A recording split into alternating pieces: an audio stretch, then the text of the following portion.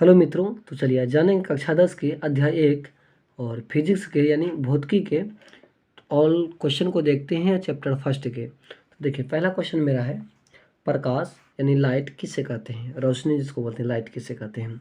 प्रकाश वह कारक है जिसकी सहायता से हम वस्तु को देखते हैं, उसे क्या कहते हैं? प्रकाश कहते हैं। यानी प्रकाश ऐसी वस्तु है, मतलब ऐसा कारक है जिसकी सहायता से हम किसी को देखते हैं।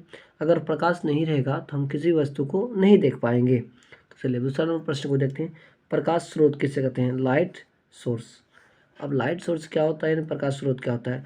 जिस वस्तु से प्रकाश निकलता है उसे प्रकाश स्रोत कहते हैं। जिस वस्तु से प्रकाश निकलता है, जैसे तारे से आता है, सूर्य से आता है, लैंप से, टॉर्च से, मोमबत्ती आदि सब चीज़ें से प्रकाश निकलता है, इसलिए वो क्या हो गया? प्रकाश स्रोत हो गया। अब हम प्रदीप्त और अप्रदीप्त वस्तु के बारे में जान लें। प्रदीप्त वस्तु और अप्रदीप्त वस्तु क्या होता है? देखिए, प्रदीप्त या अप्रदीप्त मान किसे कहते हैं? वे वस्तु जो प्रकाश उत्सर्जित करते हैं उसे प्रदीप्त वस्तु कहते हैं, मतलब जो प्रकाश निकालते हैं, जैसे बल्ब हो गया, लालटेन, टॉर्च, ये सब क्या हो गया? प्रदीप्त वस्तु हो गया। अब अप्रदीप्त वस्तु किसको कहेंगे? जो रोशनी को उत्सर्जित नहीं करेगा, मतलब जो प्रकाश को उत्सर्जित नहीं करेगा, वे वस्तु जो प्रकाश उत्सर्जित नहीं करता है। अप्रदीप्त वस्तु जैसे टेबल करेगा क्या? कलम करेगा नहीं, कुर्सी भी नहीं करेगा, पुस्तक भी नहीं करेगा, ये सब क्या हो गया? अप्रदीप्त वस्तु हो गया। आप इसमें कन्फ्यूजन नहीं करेगा। चलिए अगला प्रश्न को देखते हैं। अगला प्रश्न मेरा क्या कर रहा है? अगला प्रश्न कर रहा है, परिकिरणन यानी परिकिरणन किसे कहते हैं? जब प्रकाश की किरण किसी सूक्ष्म कण पर पड़ता है तो कुछ ऊर्जा को अवशोषित कर उसे चारों ओर विकिरित कर देते हैं। इस प्रक्रिया को परिकिरणन कहते हैं। समझ गए? प्रकाश परिकिरण का मतलब होता है जब किसी वस्तु पे प्रकाश पड़ता है तो उससे टकरा कर जब चारों ओर फैलता है प्रकाश, उसी को क्या कहते हैं? परिकिरणन कहते हैं। तो अब प्रकाश की किरण की बात कर ले हम, प्रकाश किरण किसे कहते हैं? देखिए, प्रकाश का किरण किसे कहते हैं? एक सरल रेखा पर चलने वाली किरण को प्रकाश की किरण कहते हैं। आप देखे होंगे जब सूर्य से आती हुई रोशनी हम किसी छोटे से कण होकर निकालते हैं तो वो किरण के माध्यम को दिखाई देता है। वही एक किरण क्या कौन रेखा में चलता है? हमेशा सरल रेखा में चलता है। तो वही सरल रेखा में चलने वाली प्रकाश की किरण को प्रकाश का किरण कहते हैं, लाइट ऑफ रे कहते हैं। तो चलिए अगला प्रश्न को देखते हैं। अगला प्रश्न मेरा क्या कर रहा है? तो चलिए, प्रकाश किरण पुंज किसे कहते हैं? किरण पुंज की बात कर ले। प्रकाश की किरण के समूह को किरण पुंज कहते हैं। जब किरण का एक समूह बन के निकलता है उसको क्या कहते हैं? किरण पुंज कहते हैं। प्रकाश की किरण पुंज को कितने वर्गों में बांटा गया, मतलब कितने भाग में बांटा गया है? वे 3 भाग में बांटा गया है। अपसारी किरण पुंज, समांतर किरण पुंज, अभिसारी किरण पुंज। अपसारी, समांतर और अभिसारी, इसको बारी बारी से पढ़ेंगे और इसको जानेंगे ये क्या होता है। चलिए अगला प्रश्न को देखते हैं। अगला प्रश्न मेरा क्या कर रहा है? देखिए, पहला प्रश्न मेरा क्या है? अपसारी किरण पुंज किसे कहते हैं? अपसारी है जब प्रकाश की किरण एक बिंदु से निकलकर फैल जाती है, मतलब जैसे एक टॉर्च जैसे प्रकाश निकला तो क्या हुआ? चारों तरफ फैला। जैसे एक रूम में हम बल्ब जलाते हैं, वो बल्ब को जलाने के बाद वो चारों तरफ रोशनी को प्रकाशित करता है, वो अपसारी किरण पुंज हो गया। देखिए, एक बिंदु से प्रकाश निकला, चारों ओर फैल गया, तो वो क्या हुआ? अपसारी। अब समांतर की बात करें, समांतर किरण पुंज किसे कहते हैं? देखिए, समांतर किरण पुंज किसे कहते हैं? जब प्रकाश की किरण एक बिंदु से या किरण से निकलकर, यानी एक बिंदु स्रोत से निकल गया, एक किरण से निकल दूसरे किरण पुंज के समांतर होता है, मतलब एक दूसरे के समांतर चलता है। ये देखिए, एक बिंदु से निकला दूसरे बिंदु के समांतर गया, मतलब चारों ओर फैलाने जैसा निकला वैसा वैसे, मतलब सीधी रेखा में जो गमन किया, समांतर वो किरण पुंज कहलाते हैं। चलिए अब हम जानेंगे अभिसारी किरण पुंज किसे कहते हैं। तो अभिसारी किरण पुंज किसे कहते हैं? देखिए, जब प्रकाश की किरण एक बिंदु पर आकर मिलती है या मिलती हुई प्रतीत होती है उसे अभिसारी किरण पुंज कहते हैं। इसका फिगर इस तरह हो गया, जैसे एक बिंदु हो गया, ठीक है, ये मान लेते हैं एक बिंदु, ठीक है, ये एक बिंदु से ये किरण निकला और ये भी निकला, देखिए ये सब किरण निकला, तो ये क्या हो गया? अभिसारी किरण पुंज। मतलब एक बिंदु से निकला, मतलब लौट गया, उधर से टकरा के एक बिंदु से लौटने की क्रिया को अभिसारी किरण पुंज कहते हैं। अब पारदर्शी पदार्थ किसे कहते हैं? पारदर्शी, देखिए, जिस पदार्थ से प्रकाश होकर आसानी से पार कर जाता है उसे पारदर्शी पदार्थ कहते हैं। जिस पदार्थ से होकर, अगर टॉर्च से किसी भी वस्तु पर अगर प्रकाश मारे, अगर वस्तु को वो मतलब छेदते हुए उस साइड प्रकाश चले जाए, वो पारदर्शी पदार्थ कहलाता है। जैसे कांच, कांच के अगर हम इस तरफ से टॉर्च मारेंगे तो उस तरफ लाइट जाएगा, है ना। तो उसी तरह पानी हो गया, हवा हो गया, क्या हो गया? आदि, ये सब पारदर्शी पदार्थ है। अब परभाषी पदार्थ के बारे में हम बात कर ले। परभाषी पदार्थ है किसे कहते हैं? देखिए, जिस पदार्थ से होकर प्रकाश के एक छोटे से भाग को अपने में से होकर जाने देता है उसे परभासी पदार्थ कहते हैं। जैसे टेबल हो गया, कागज हो गया, घिसा हुआ, कांच का तेल लगा हुआ कागज, बैलून का रबर आदि, ये सब क्या है? पारभासी है। अब देखिए, पारभासी का मतलब सीधा सीधा जानिए, जिससे होकर प्रकाश आसानी से पार नहीं कर पाते, मतलब नहीं जा सकता है। क्या टेबल पे हम टॉर्च मारेंगे तो क्या इस साइड से वो साइड जाएगा? नहीं जाएगा प्रकाश। चलिए, अपारदर्शी के बारे में बात कर ले। अपारदर्शी पदार्थ किसे कहते हैं? जिस पदार्थ से होकर प्रकाश के एक छोटे भाग को अपने में से जाने नहीं देता है उसे अपारदर्शी पदार्थ कहते हैं। जैसे टेबल, कुर्सी, लोहा आदि। ये पूरा बिल्कुल अपने में से होकर जाने देता, ये थोड़ा बहुत तो जाने भी देता, और ये तो बिल्कुल नहीं जाने देता है। ये जो पारभासी जो होता है इसमें थोड़ा बहुत कण पार हो जाता है, लेकिन अपारदर्शी में थोड़ा सा भी कण इस पार से उस पार नहीं जाता, और उसी को क्या कहेंगे? अपारदर्शी। और जिससे होकर थोड़ा सा कण कभी कभार निकल जाए या नहीं निकले, पारभासी कहलाता है। और जिससे होकर प्रकाश आसानी से पार कर जाए उसको पारदर्शी पदार्थ कहते हैं। तो हम प्रकाश का परावर्तन के बारे में जान लें और उसके नियम को भी जानेंगे। तो चलिए, ये आ गया आपका VVI क्वेश्चन, जो मैट्रिक में अक्सर पूछे जाने वाले प्रश्न हैं। परीक्षा सुनिए, प्रकाश का परावर्तन किसे कहते हैं? प्रकाश का परावर्तन, जब प्रकाश की किरण किसी वस्तु से टकराकर वापस लौटने की प्रक्रिया को प्रकाश का परावर्तन कहते हैं। देखिए, ये वस्तु हो गया, इधर से हम प्रकाश को दिए, प्रकाश दिए, इधर क्या हुआ? वापस लौट गया। यही प्रकाश जो वापस लौटने की क्रिया को क्या कहते हैं? प्रकाश का परावर्तन कहते हैं। तो चलिए, अगला प्रश्न को देखते हैं। परावर्तन के नियम किसे कहते हैं? ये MVVI प्रश्न है। ये क्या है? MVVI प्रश्न है, और इसको आप बढ़िया से देख लें ताकि ये एग्जाम में अक्सर पूछे जाने वाले प्रश्न में से है। ये MVVI प्रश्न है। कौन? MVVI प्रश्न है। ये अक्सर एग्जाम में पूछे जाने वाले प्रश्न है। देखिए, प्रकाश के परावर्तन के नियम कितने होते हैं? ये पहले पूछते। देखिए, जब प्रकाश की किरण किसी वस्तु सतह पर पड़कर जिन नियमों का पालन करते हुए उसी सतह से पुनः परिवर्तित होता है उस नियम को प्रकाश का परावर्तन नियम कहते हैं। और इसके दो नियम होता है, एक का आपतित किरण और परावर्तित किरण। अब देखिए, ये जो जिस नियम का पालन, देखिए ये क्या है? पदार्थ है। जब इधर से प्रकाश थे, ये वापस जो लौटा, ये मतलब जिस तरह जितना एंगल से गया वो उतना एंगल से क्या क्या रिफ्लेक्ट किया, और यही प्रक्रिया को प्रकाश का परावर्तन के नियम कहलाता है। और इसका जो कोण बनता है, आपतन कोण I और परावर्तन कोण R बनता है। ये फिगर को देख कर आप समझ सकते हैं। ये समतल बिंदु है, यहाँ एक बिंदु है, यहाँ समतल दर्पण है ये रखा हुआ, ये आपतित किरण है, और ये परावर्तित मतलब ये जाता हुआ किरण, ये आता हुआ मतलब वापस लौटने की प्रक्रिया है। तो चलिए, अब आगे हम देख ले। आगे प्रश्न को कुछ इसी से लिया गया प्रश्न है, जो अक्सर एग्जाम में ये सब प्रश्न आते रहते हैं। चलिए, आपतित किरण किसे कहते हैं? किसी सतह पर पड़ने वाली किरण को आपतित किरण कहते हैं। जब किसी सतह पर किरण पड़ता है वो आपतित किरण कहलाता है।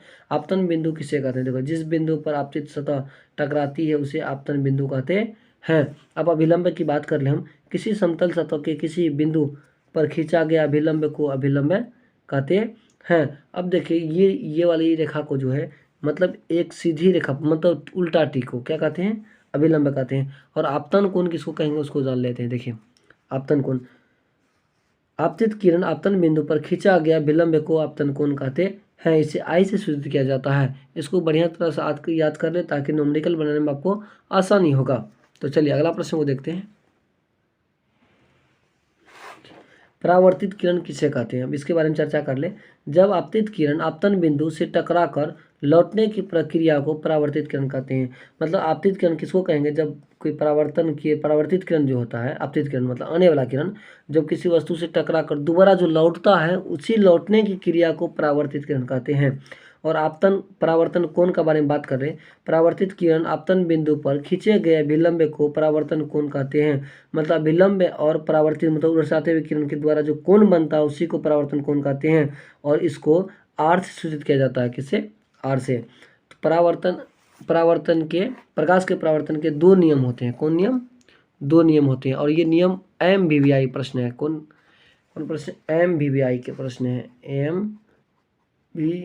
MVVI प्रश्न है जो एग्जाम में पूछे जाने वाले हैं।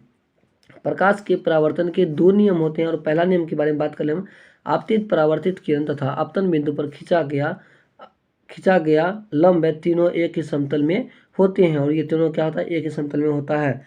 और दूसरा दूसरा नियम हो जाएगा इसका, अपतन कोण परावर्तन कोण के बराबर होता है। यही दो नियम है और ये MBBI प्रश्न है, पूछा जाता है कि प्रकाश के परावर्तन के कितने नियम होते हैं और उनके नाम लिखे और परिभाषा दें। इस टाइप का क्वेश्चन 2 नंबर में पूछता है या 3 नंबर में पूछता है, तो आप वहाँ पे आंसर देकर ही आएंगे। तो चलिए अब हम प्रतिबिंब के बारे में बात कर ले। प्रतिबिंब किसे कहते हैं? देखिए, किसी बिंदु स्रोत से आती हुई प्रकाश की किरण दर्पण से परावर्तन के बाद जिस बिंदु पर आकर मिलती हुई प्रतीत होती है उसे प्रतिबिंब कहते हैं।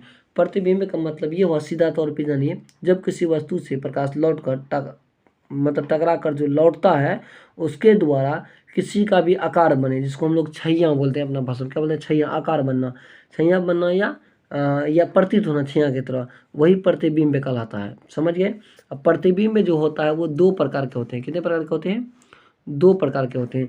एक वास्तविक प्रतिबिंब, एक आभासी प्रतिबिंब है। मतलब एक रियल में होता है, एक रियल में नहीं होता। एक कल्पना किया जाता है, एक रियल में होता है। वास्तविक का मतलब हो गया रियल में है वैसा प्रतिबिंब बना है, और अवास्तविक हो गया मतलब आभासी काल्पनिक जो हो गया, ये मतलब कल्पना करना। समझ गए? तो ये हो गया कल्पना करना। वास्तविक प्रतिबिंब की हम परिभाषा साधन ले, किसी बिंदु स्रोत से आती हुई प्रकाश की किरण दर्पण से परावर्तन के बाद जिस बिंदु पर आकर मिलती है या मिलती हुई प्रतीत होती है उसे वास्तविक प्रतिबिंब कहते हैं, यानी रियल इमेज कहते हैं। वास्तव में वो इमेज बनता है। तो चलिए अगला प्रश्न को देखते हैं क्या कर रहा है। चलिए हम आभासी या काल्पनिक प्रतिबिंब के बारे में बात कर ले।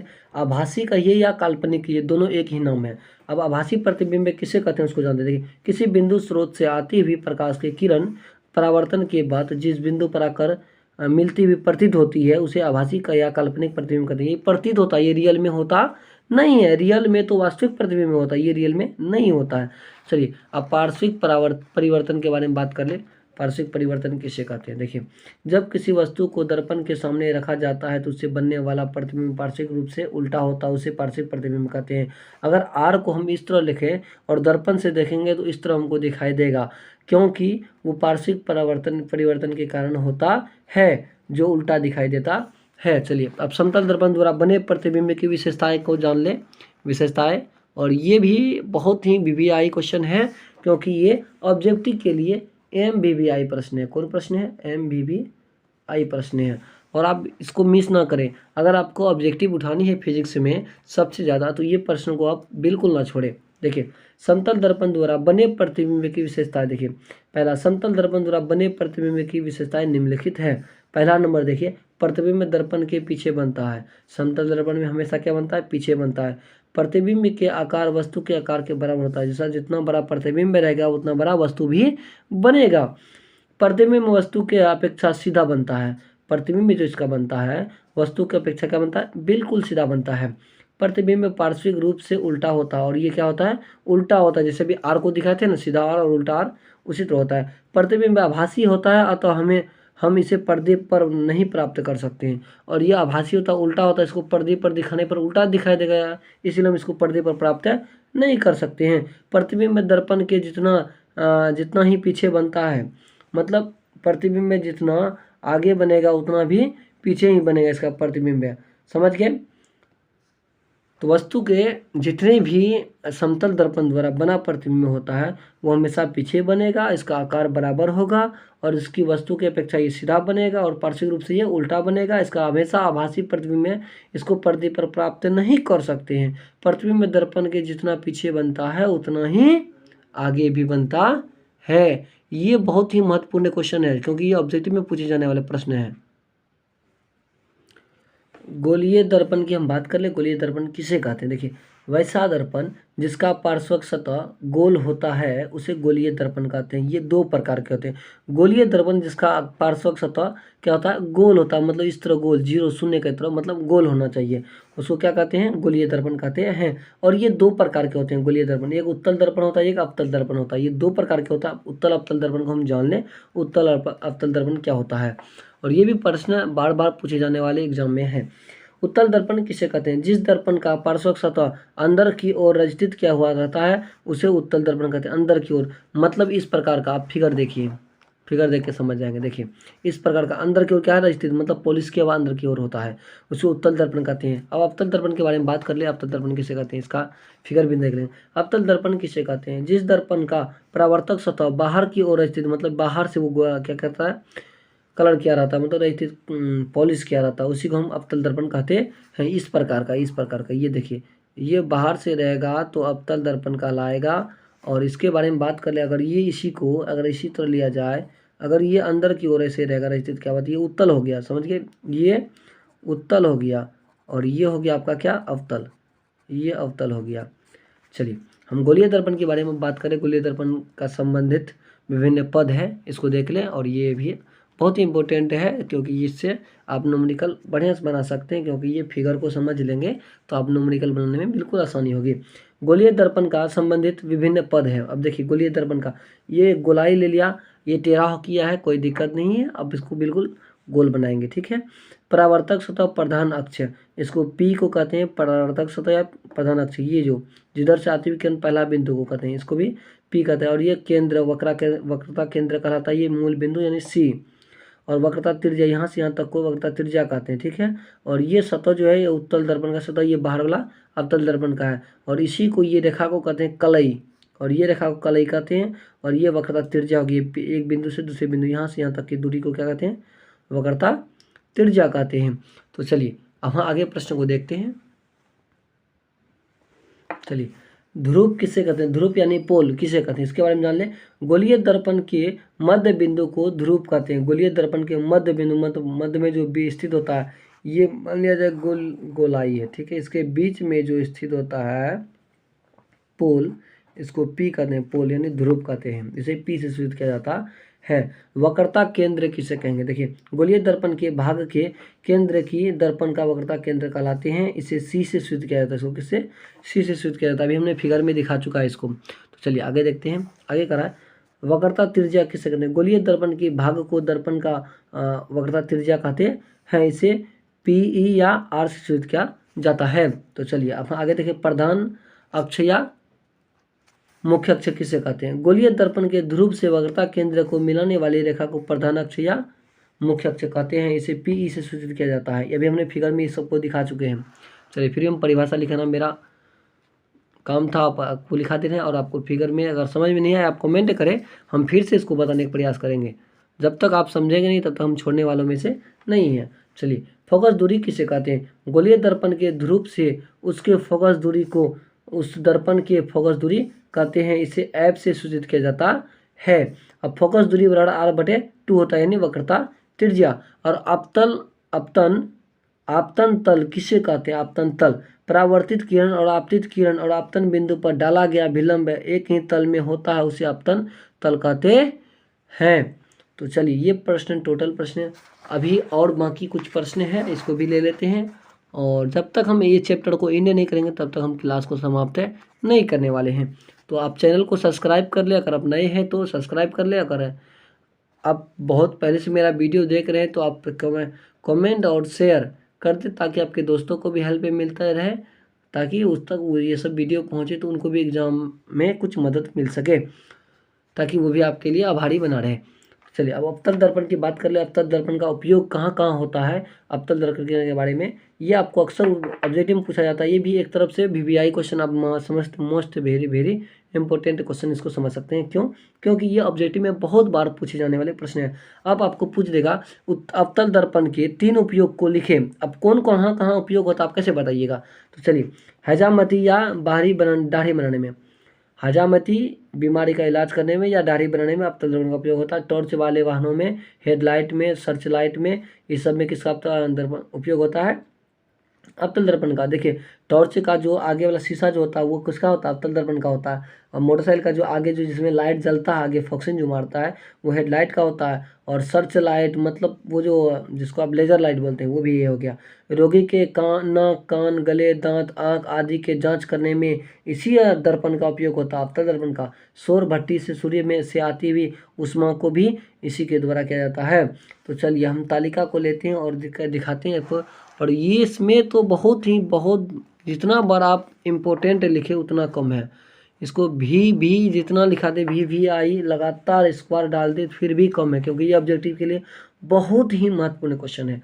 देखिए, अवतल दर्पण में बने प्रतिबिंब की स्थिति, प्रकृति और उनका आकार। देखिए, ध्रुव P पर जब वस्तु रहेगा तो जो ध्रुव प्रतिबिंब उसका ध्रुव पर बनेगा, आभासी बनेगा, और ये सीधा बनेगा हमेशा के लिए, क्या बनेगा, बराबर बनेगा। और जब ध्रुव तथा फोकस के बीच में रहेगा तो दर्पण के पीछे बनेगा, आभासी बनेगा, सीधा भी बनेगा और बड़ा भी होगा। और जब F पर रहेगा, अनंत पर बनेगा वास्तविक और उल्टा बहुत ही बड़ा बनेगा। जब F तथा C के बीच में रहेगा, यानी अनंत के बीच में रहेगा, तो वो वास्तविक और उल्टा और बड़ा बनेगा। और जब E पे रहेगा तो वास्तविक, उल्टा और बराबर बनेगा। और E तथा अनंत के बीच में रहेगा तो वास्तविक बनेगा, उल्टा बनेगा, छोटा बनेगा। और अगर अनंत पे रहेगा तो F पर जब रहेगा वास्तविक, उल्टा और बहुत ही छोटा बनेगा। और ये बहुत ही इंपॉर्टेंट क्वेश्चन था बाबू, इसको छोड़ना नहीं, इसको बढ़िया से तुमको चाहे रट लो या याद कर लो, जैसे करके जाना है, एग्जाम में एक बार भी नहीं छूटना चाहिए तुम्हारा। तो चलिए हम उत्तल दर्पण का उपयोग बता दें। स्कूटर उत्तल दर्पण का उपयोग कहाँ कहाँ होता है, ये भी क्वेश्चन बहुत बढ़िया है और ये ऑब्जेक्टिव में पूछे जाने वाला प्रश्न है। स्कूटर, मोटरसाइकिल, बस इत्यादि के उत्तल दर्पण का उपयोग होता है। इसमें बहुत वस्तु का हमेशा सीधा प्रतिबिंब बनता है। उत्तल दर्पण के साइड मिरर के रूप में किया जाता है उपयोग। साइड मिरर, जैसे बाइक चलाते हैं ना, बाइक जो आपके हैंडल के पास जो आईना लगा रहता है पीछे देखने के लिए, वही आपका साइड मिरर कहलाता है। चाहे बस हो, कभी भी गाड़ी का में लगा रहता है, ये उत्तल दर्पण ही होता है, क्योंकि उत्तल दर्पण का काम ही है दूर के वस्तु को नज़दीक ला कर दिखाना, उसका यही काम ही है। चलिए हम अब आगे क्वेश्चन को देखते हैं। वस्तु दूरी या प्रतिबिंब दूरी किसे कहते हैं? ध्रुव से वस्तु की वस्तु दूरी या प्रतिबिंब दूरी कहलाते हैं। ध्रुव से वस्तु तक की दूरी को वस्तु दूरी या प्रतिबिंब दूरी कहलाते हैं। अब बात कर ले हम प्रतिबिंब दूरी किसे कहते हैं। ध्रुव P से प्रतिबिंब I की दूरी को प्रतिबिंब दूरी कहा जाता है। इसे भी से सूचित किया जाता है। आप फेयर भी करते जाए और स्क्रीनशॉट लेते जाए ताकि आपको बहुत सारे हेल्प मिलते रहे। आप भी अपना फेयर कर ले ताकि आपको तैयारी करने में आसानी हो। तो अब दर्पण सूत्र के बारे में बात कर ले। ये भी बहुत ही मोस्ट इम्पोर्टेंट क्वेश्चन है बाबू, MBBI प्रश्न है, इसको भी ना छोड़े आप। देखिए, गोलीय दर्पण के फोकस दूरी U, प्रतिबिंब V और फोकस दूरी F के बीच के संबंध दूरी को दर्पण सूत्र कहा जाता है। दर्पण सूत्र होता है 1/V प्लस 1/U बराबर 1/F। और ये तो बहुत बार पूछे जाने वाला प्रश्न है बाबू, ऑब्जेक्टिव में पूछता है दर्पण सूत्र क्या, 1/V प्लस 1/U बराबर 1/F। आप इसको रट ले, अभी ही रट ले। आप किसी टाइम के भरोसे मन ना रखें, अभी याद कर ले और अभी रट ले, चाहे जो करना पड़े, क्योंकि ये बहुत ही मस्त इंपॉर्टेंट क्वेश्चन है। और आवर्धन किससे कहते हैं, इसके बारे में चर्चा कर ले। प्रतिबिंब की ऊंचाई और वस्तु की ऊंचाई के अनुपात को आवर्धन कहा जाता है। इसे m से सूचित किया जाता है, अर्थात m बराबर प्रतिबिंब की ऊंचाई बटे वस्तु की ऊंचाई। आपका चैप्टर यहीं आपका क्या होता है, द इंड होता है। क्या होता है, द इंड होता है। मैंने चैप्टर को आज पूरा समाप्त किया है और ये टोटल प्रश्न आपको कैसा समझ में आया आप कमेंट में ज़रूर बताएं, आपको कैसा लगा। जहाँ भी त्रुटि लग रहा है आपको, जहाँ भी मिस्टेक आ रहा है, जहाँ भी समझ में नहीं आए, आप हमें कमेंट करें, हम उसको फिर से बताने का प्रयास करेंगे। जब तक आप सीखेंगे नहीं तब तक हम छोड़ेंगे नहीं। चलिए, तब तक के लिए धन्यवाद। मिलते हैं अगला वीडियो में, अगला टॉपिक के साथ, अगला चैप्टर के साथ। तब तक के लिए जय हिंद।